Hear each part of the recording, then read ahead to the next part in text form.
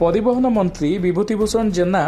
भाषण दौरान एवं आईन मंत्री पृथ्वीराज हरिचंदन हसुंट तेबे ए जो हस ए जो व्यंग कौन अटे थे शुणी नियंतु। रास्ता उपरे पिपिली रे बाली रहिला स्लीप हेगी लोक मले निंदा पाइलु आमे हमर ट्रांसपोर्ट कमिशन पूरा लिखिछंती।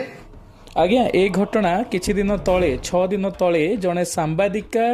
पिपिली राजपथ रे जेतबेले मृत्युवरण करछंती से घटना को नहीं ए हास्यास्पद हास्यदोल चली। राज्य सरकारंकर खामखियाली नीति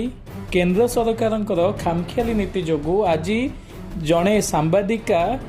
एक्सीडेंट हेई तांकर मृत्यु घटी किंतु आज दुई मंत्री ए कथा को नहीं कि हसदोल करुचंती आक्षेप उपर को आसूची केमिति लोक माने केमिति तांको आंगुठी उठाउछंती ए विषय से मानकर हास्यदोल चली। टिके लज्जा लगिबा कथा परिवहन मंत्री विभूतिभूषण जेना को तांको परिवहन विभाग एते थर्ड क्लास थर्ड ग्रेड रे पहुंची सारलानी अन्य पक्ष रे आम बस माध्यम रे बारंबार दुर्घटना घटुची किंतु सेईटा तांको खातिर नाही।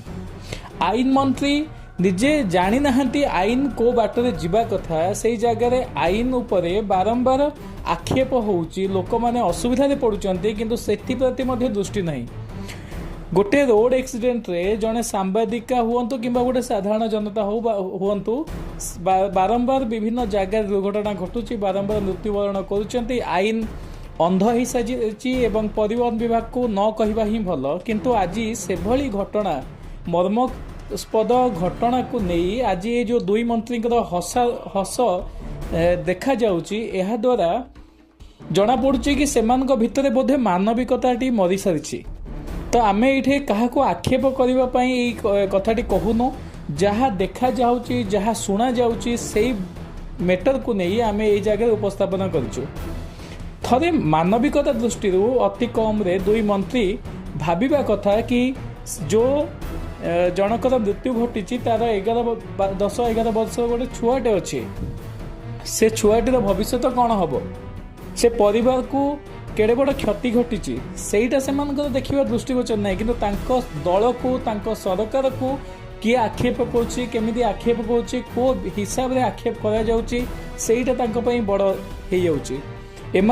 बोधे राज्य किंबा राज्यवासी जीवन मूल्य शून अटे किंतु निजर दल निजर सत्ता लोभरे एमाने एते विभोर हो सारी एमानकु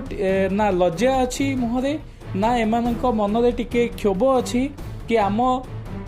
डिपार्टमेंट माध्यम रे एई जो घटनाटी घटी यार उच्च स्तरीय कौन तदंत आम करवा किंतु एमानकु थट्टा मजा ये जगह लगी। तो निश्चित भाव एमाने मंत्री हबार योग्यता भी नाही बोली जहाँ आमे माने वर्तमान अनुभव करुचु। जो माने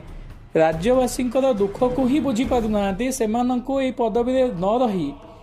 पदवी छाड़ी दबा कथा नहले सार्वजनीन भावे एमानंकु क्षमा प्रार्थना मागिबा निहाती दरकार।